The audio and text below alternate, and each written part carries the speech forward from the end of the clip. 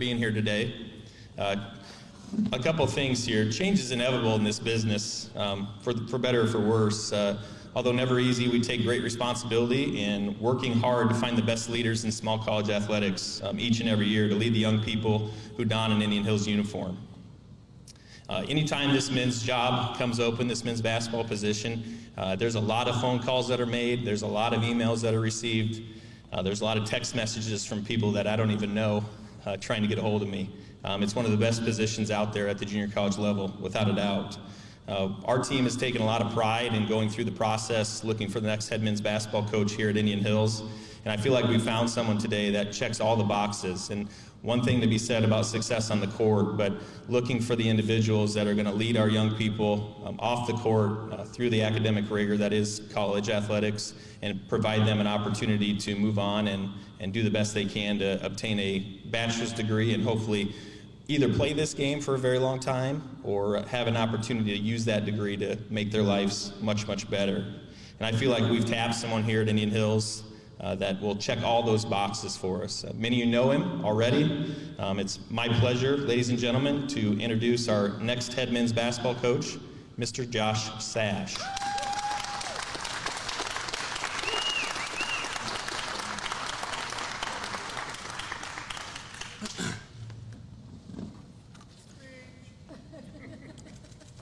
In the fall of 1999, I registered for a business communications class here at Indian Hills Community College. My instructor, Rhonda Conrad. So it was kind of a communications / public speaking class. So if this doesn't go well, we'll blame Rhonda. All right? I'm humbled, I'm honored to be chosen as the next head coach at Indian Hills Community College. First off, I wanted to congratulate Hank. Obviously, 8 years here, the success that he had here, and a well-deserved opportunity for him at Western Kentucky. I also wanted to recognize the players and make sure that they get their proper recognition for the season that they had. A Final Four at Hutch, big time accomplishment for them and the assistant coaches that are here as well. So that was big time. I want to thank Dr. Matt Thompson, Dr. Brett Monahan for the opportunity to be the head basketball coach here. I thank them for their belief in me. In my ability to do this job, one that I know is a very coveted job in college basketball, and one that I don't take lightly. So I'm not supposed to be here. I didn't play college basketball. I don't have a coaching tree within college basketball, but there have been a lot of people along the way that have poured into me and given me opportunities, and I'd be remiss if I didn't recognize some of those people today. First, I want to recognize my wife, Anna Lee, and our 3 boys, Tandon, Tayson, and True. I want to recognize my parents, my dad, Mike, and my mom, Barney. A lot of moves along the way for me, a lot of support, kind of a winding path in my coaching journey, but I'm really excited to be able to bring my family home to Indian Hills Junior College. I'm thankful for several coaches that I've worked for in the coaching profession that I feel like have poured into me and given me opportunities along the way. The first one of those is John Henry down the road at William Penn. Coach Henry gave me my start in college coaching. I learned a lot about the game from Coach Henry, and I think probably developed a chip on my shoulder, the way that Coach Henry he's had to fight for success, which probably a lot of people don't remember. When he first took over that job down there, it was interim in the middle of a 2-30 season, and what he's done there has been very high level. I wanted to thank Hank for the opportunity to come here to Indian Hills in 2015 to 2017. Hank and I's friendship goes back to our days where we shared an office together at Providence.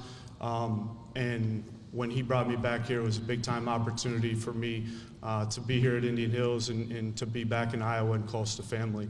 Appreciate that about him.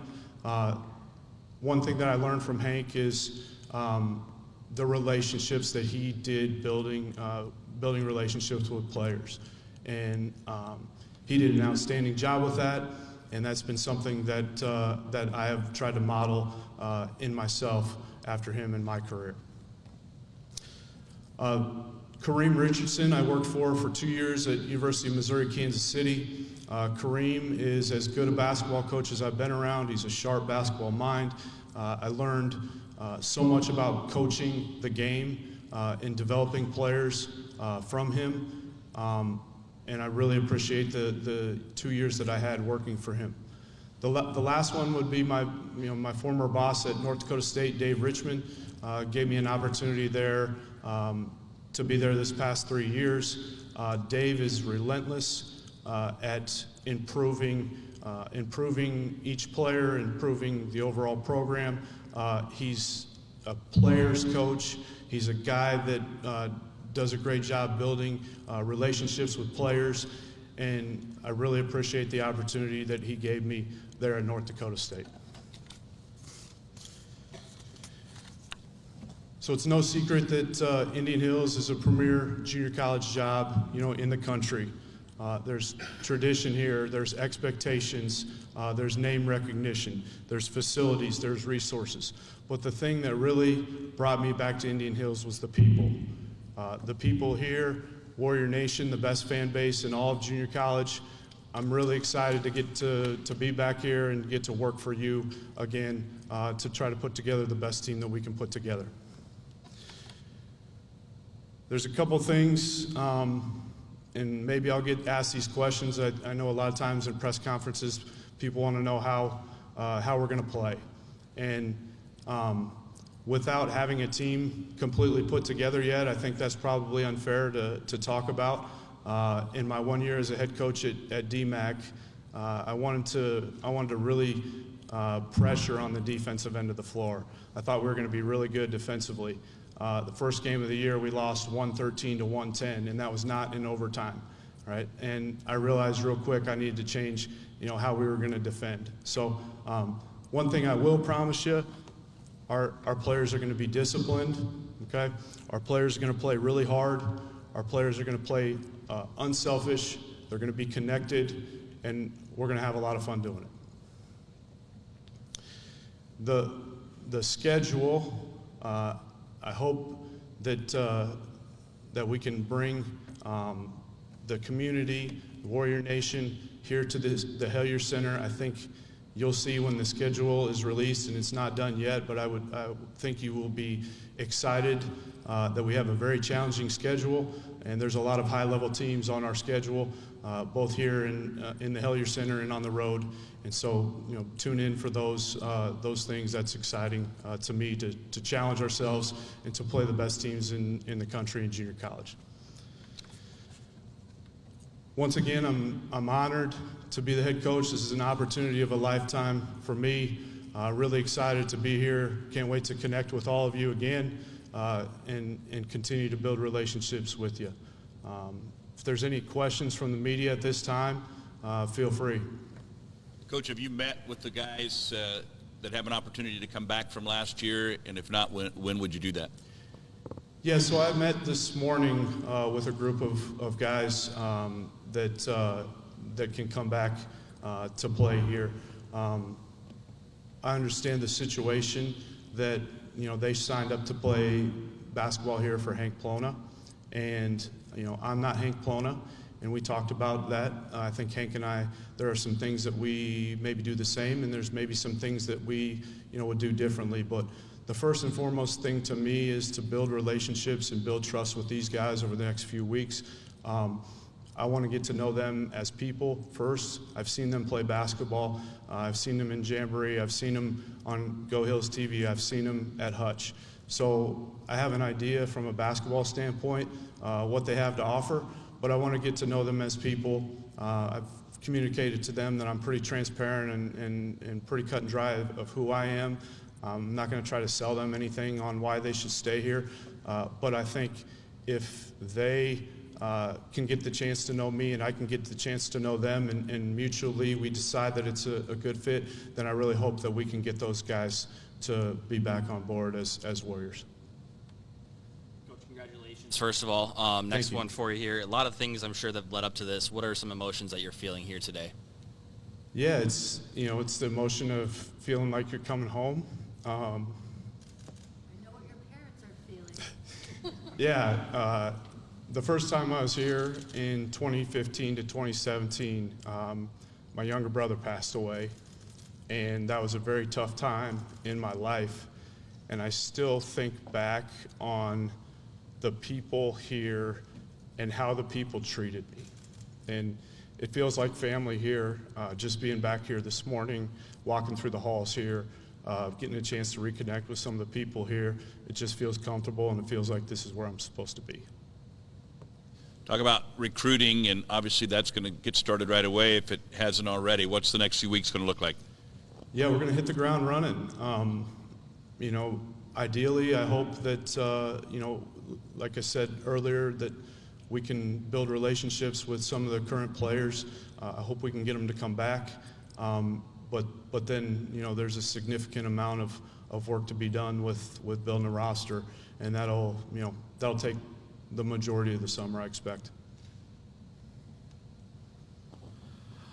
Josh, just talk about you mentioned obviously you have your relationship with Hank and John Henry, and what's some of what is there anything as far as the best piece of advice or anything that you've taken away from those guys that you feel will be most helpful for you as you begin this journey here as Indian Hills head coach? I think it's just be yourself. I think a lot of times guys, have worked for a guy and then get an opportunity to be a head coach, and they try to be like that former head coach that they worked for. I think it's just be yourself. I've prided myself, kind of like I talked about earlier, of, like I said, I don't have a coaching tree. I didn't play college basketball. And so I had to develop a chip on my shoulder and just work really hard, because there was a lot of times that I was told, it's really hard to get in this business. It's really hard to be a Division I assistant. It's really hard to get a head coaching job. And I've been fortunate enough to work really hard and have enough people, build relationships with and respect me, that they've given me opportunities to continue to do these things at a pretty high level. Indian Hill's been a JUCO powerhouse, as you well know. Is there any pressure that you feel being in this position now, or why not maybe? I don't think there's anybody in this gym that can put any more pressure on me than I probably do on myself.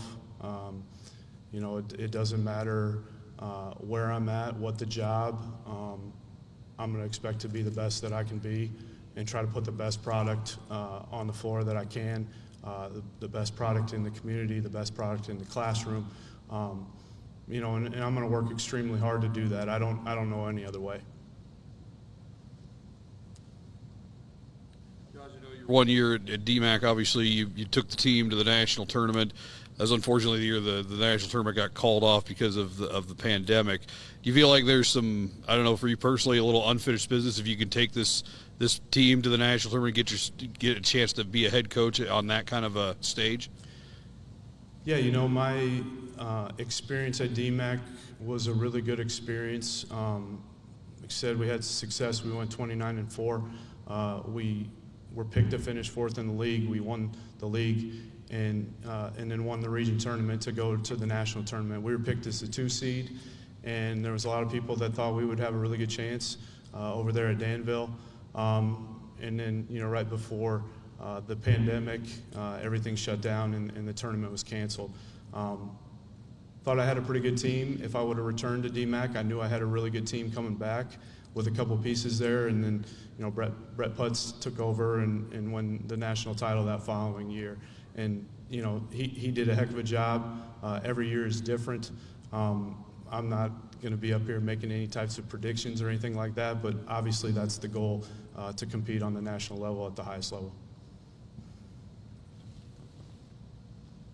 Josh, about 6 years or so since you've been on the bench here at Indian Hills, over that time period, what have you learned the most? Just bits and pieces, new things everywhere I've been. I think you have to be a lifelong learner and continue to try to grow, and that's, I think, in a lot of ways, how I grew and matured over the last, 6 years, working for, Kareem, working for Dave, working as a head coach, or getting the opportunity to be a head coach myself for a year. I wouldn't say there's anything specifically, but just that experience gives me comfort to know that I'm ready for this job. All right, thanks, Coach. Wouldn't be official without a jersey, right? Come on out. Take a hold of that one, buddy.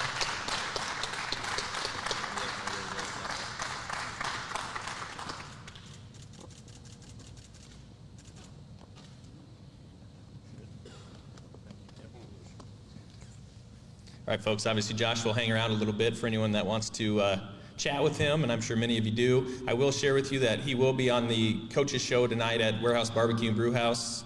That starts at 5:30 out there, so if you want an opportunity to hear a little bit more from Josh, make sure you either stop out to the warehouse tonight or tune in to Go Hills TV. He'll be around, and obviously you'll be seeing a lot of him. So super excited here at Indian Hills. Thank you, Josh, for not only us taking an opportunity to hire you, but for you to jump on board with us here at Indian Hills. We appreciate that. So thank you, everybody, for being here today. I hope to see you out at the warehouse tonight, and have a great rest of your afternoon, everybody.